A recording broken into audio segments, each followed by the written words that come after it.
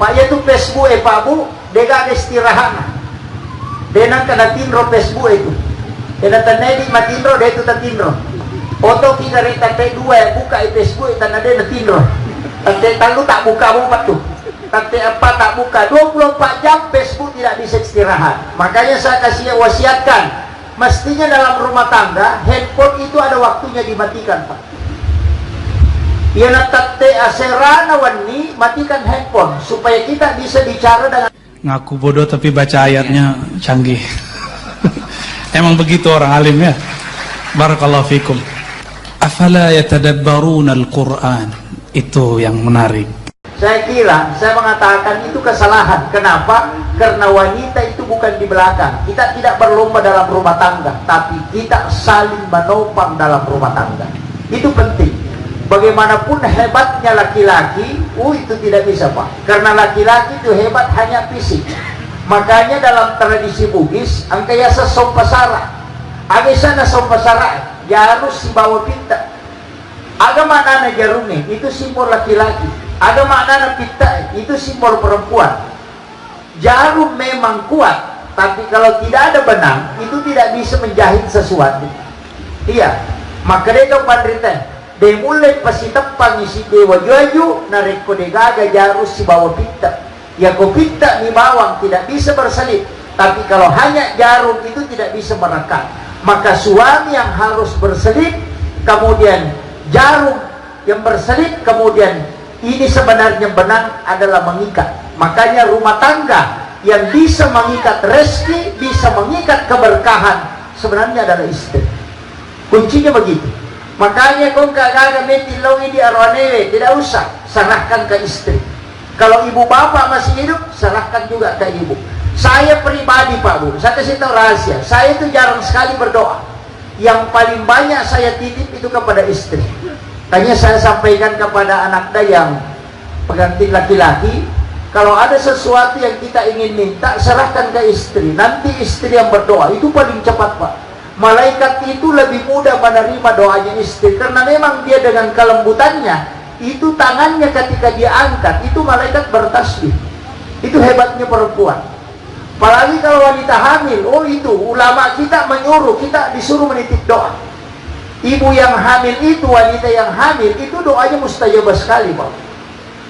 Makanya wanita yang berhamil itu dianggap al-jihadu fisabilillah. Doanya mustajabah. Makanya saya sampaikan kepada pengantin laki-laki, semua yang hadir, bahwa kalau ingin hidupnya berkah, perbaiki kasih sayangmu kepada istrimu. Pakanja kilalay papudita loko beneta, insya Allah. Tapi saya kasih tahu, jangan coba-coba menyeleweng, jangan coba-coba selingkuh. Kenapa? Seorang ulama penghafal Quran, tinggal di pondok pesantren, hafal ribuan hadis, mengajar di pesantren, sholat 5 waktu setiap hari. Tapi ketika dia melakukan persinahan, dia pasti dijatuhkan sejatuh-jatuhnya. Kita sudah lihat Pak, kurang apa dia sudah hafal Quran, tapi ketika dia melakukan persinahan, perselingkuhan, coba lihat, dia jatuh, padahal dia sudah hafal Quran. Apalagi yang tidak hafal Quran. Saya kasih tahu, ini nasihat untuk kita semua. Makanya ulama itu sering ada yang takut sama istrinya. Sebenarnya tidak takut, dia cuma takut sama murka Allah. Ketika istri senang mendoakan suaminya, insya Allah kehidupan akan mudah. Maka rata-rata orang yang jatuh itu karena di situ. Coba kita periksa saja orang hebat yang jatuh, pasti ada kaitannya dengan masalah dengan istrinya. Makanya saya selalu mengatakan, janganlah berpikir menikah 2 kali. Ayat yang sering dipakai orang Pak, Fankihu ma taba lakum minan nisa'i masna wa sulasa wa ruba fa in khiftum alla ta'dilu fawahida. Ayat itu saya pernah ngaji kitab, ternyata ada ulama tafsirkan lain, bahwa ayat ini bukan perintah menambah istri, tapi perintah mengurangi istri.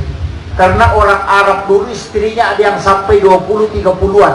Maka turunlah ayat ini, Fankihu ma taba lakum minan nisa'i masna. Kenapa dia langsung menyebut 2 bukan 1? Kalau seandainya perintah menambah istri, pasti dia sebut dulu 1, 2 baru 3. Tapi kenapa dia langsung menyebut masna, bukan 1 yang dia sebut?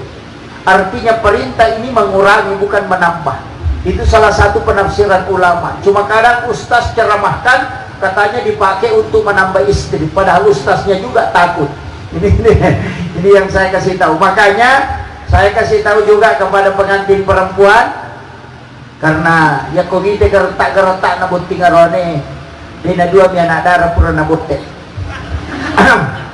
Itu kabar di insyaallah. Makanya saya wasiatkan tetap jaga hubungan. Nah sama dia itu gagal. Tidak ada laki-laki sempurna, Pak. Juga wanita tidak ada yang sempurna. Nanti kelihatan itu. Makanya saling melengkapi. Hunna libasul lakum wa antum libasul lahunna. Wanita itu, istri itu adalah pakaian untuk suami. Dan suami itu juga adalah pakaian untuk istrinya. Ya kau pakaian itu menutup kekurangan. Makanya kita istri itu harus menutupi kekurangan suami. Jadi harus tahu nanti akan ketemu salah ya makopaka dia pegang masalah belum muncul. Nanti 2 bulan 3 bulan baru muncul. Jadi nanti ketahui sifat aslinya, oh begini. Ketahuan itu. Kemudian dalam membina bahtera rumah tangga, saya kasih tahu kunci. Jika ingin melahirkan keturunan yang soleh dan soleha, agama menunjukkan 4 waktu. Yang pertama, berhubungan sesudah sholat duhur. Itu paling bagus, Pak. Makanya di dalam hadis itu disebut, ketika Rasulullah mengatakan, ketika engkau ingin masuk ke dalam kamar ibu bapakmu di siang hari, maka ketuk pintunya. Kenapa siang disebut? Itu para ulama hikmah mengatakan, itu isyarat bahwa sesudah sholat duhur itu terbaik. Guru tak Profesor Dr. Quraisy Shihab itu pernah berwasiat untuk salah seorang ulama di Bone, bahwa ketika engkau ingin melahirkan anak yang soleh dan soleha dan cinta ilmu, maka berhubunganlah sesudah sholat duhur. Kalau menyebabkan istri hamil, insya Allah anakmu akan cinta agama. Yang kedua adalah sebelum dan sesudah sholat subuh. Itu juga bagus, Pak. Ya, makanya ketika wanita menolak di malam hari, makanya hadis itu menyebut batasan sampai subuh. Ketika suami minta kemudian tidak dikasih, maka wanita itu dilaknat oleh para malaikat hingga subuh hari. Kenapa disebut subuh? Kenapa bukan sampai duhur? Karena di situ wanita diberikan kesempatan untuk melayani suaminya di pagi hari. Nah, makanya pasang ibu timakun raya. Setiap selesai sholat subuh dinda, kalau mau keluar kamar harus minta izin kepada suami. Ya komeki masuk boleh kamar kan bila kita sayang nama kibora di wepel lah. Ya kau makan aja nak, ya, ajak tasu. Makai kemungkinan ada serangan pajar. Nah itu ini tuh pengantin baru.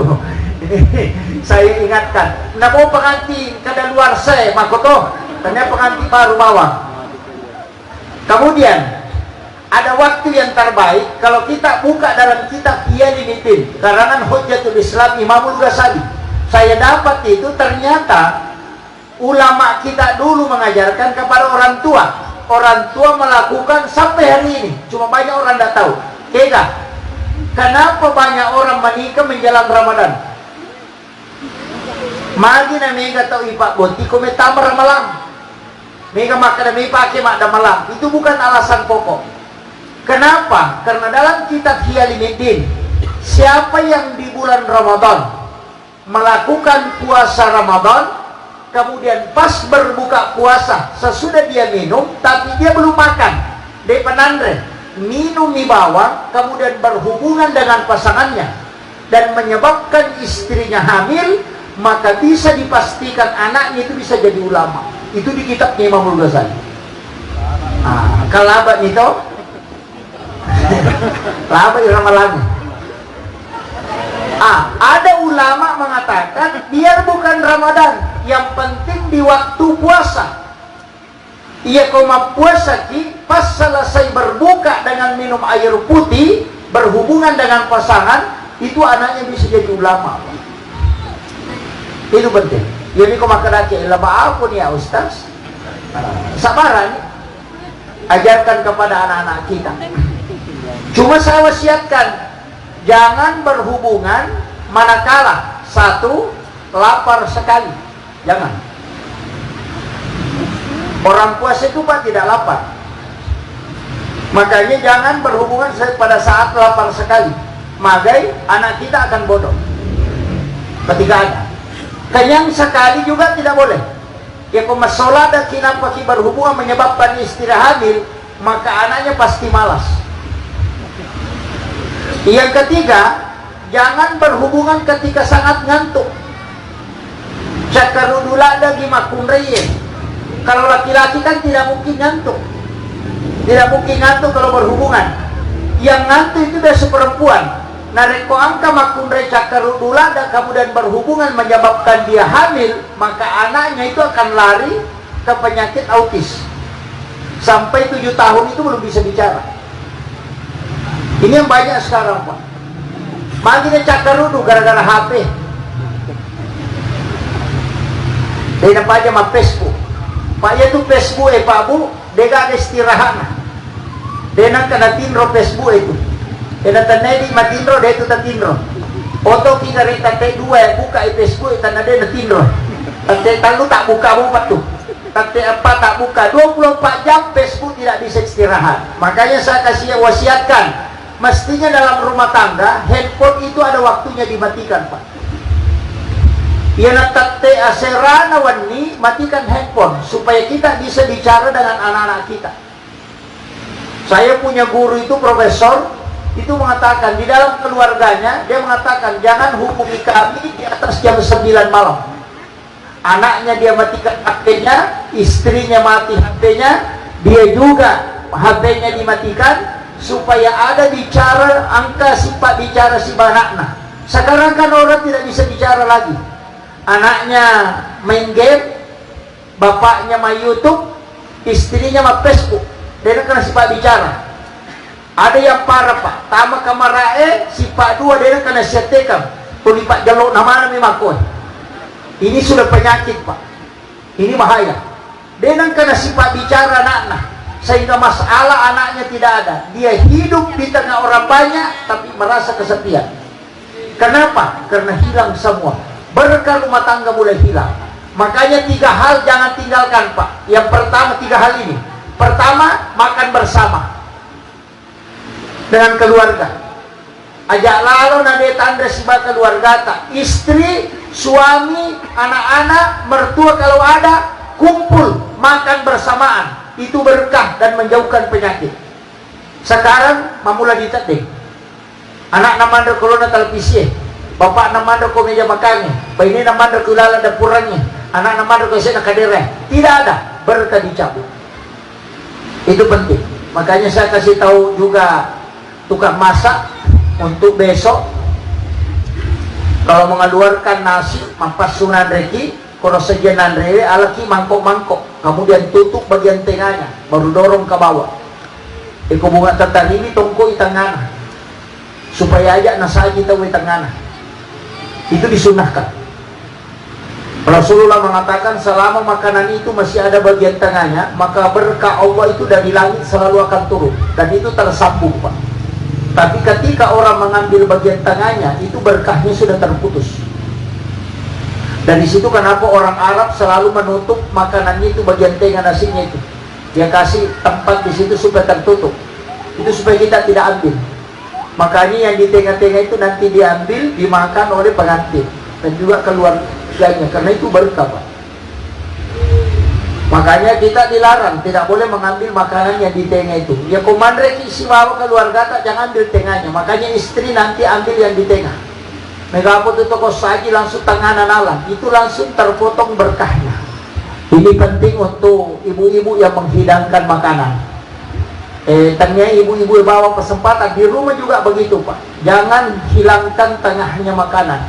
Itu terpotong berkah dari langit ketika terpotong. Makanya nasi tumpeng itu kan dipotong di atas. Oh itu jadi masalah Pak. Itu orang tidak tahu. Kemudian yang kedua, kalau mau jauh dari penyakit, kemudian itu kan makan bersama. Jadi aja tetap sirka dimakan bersama si baki dengan mana? Tidak. Kalau kurma ya cocok. Di masa Nabi kan makan pakai kurma. Makanya kalau satu baki satu piring 7 orang tidak masalah karena kurma. Ya makoko kan bisa jadi masalah. Ya koka julau. Iya, Makanya tidak bisa ditafsirkan juga secara langsung, dipahami bahwa secara tekstual. Kemudian wasiat saya, jangan berhubungan ketika salah satu pasangan sudah bermimpi. Matin roki napaka tulu-tulu berhubungan badan, kemudian bangun, jangan sekali-kali berhubungan. Kenapa? Ketika berhubungan menyebabkan istri hamil, maka dipastikan anaknya lahir dalam keadaan epilepsi atau kena penyakit ayam. Itu penelitian Bapak Profesor Dr. Dadang Hawarij dalam buku Psikoterapi Al-Quran. Ini dalam membina bahtera rumah tangga itu penting sekali. Makanya hindari itu. Makanya Rona Bitta Nasuroki Majenne, siapa yang berwudu sebelum melakukan hubungan, insya Allah ketika menyebabkan istrinya hamil, anaknya akan menjadi orang yang baik. Itu kuncinya Pak. Ya nak jenne mau tema barakat tuh. Yang penting berwudu. Makanya Nabi sunnahkan untuk berwudu sebelum berhubungan. Tanyakan memang. Makanya doa-doa itu penting Pak. Kemudian ketika wanita hamil, usahakan suruh dia menghatamkan Al-Quran untuk anaknya, berbolak-balik membacakan Al-Quran. Pernah mungkin kita dengarkan kisahnya dokter cilik Al-Quran itu yang dari Iran, yang di umur 5 tahun hafal Quran 30 juz dan juga dengan lengkap dengan tafsirnya. Itu karena ibu bapaknya habis Quran, tapi dia bikin syarat, saya mau menikahi kamu dengan satu syarat, setelah kita menikah jangan keluar dari kamar. Wah, ini yang susah Pak. Nanti ini nasalay kamara, tuduh ko mi kamara emon rogang kajajian anak. Denang kana nonto, denang kana lopasay, denang kana jokka, denang kana gosip. Tinggal saja di dalam kamar hanya menghatamkan Al-Quran sampai anaknya lahir. Dan ternyata anaknya lahir umur 5 tahun dia sudah hafal Quran. Itu mengalahkan Imam Syafi'i. Dan bukan hafal saja, tapi juga sekaligus dengan tafsirnya.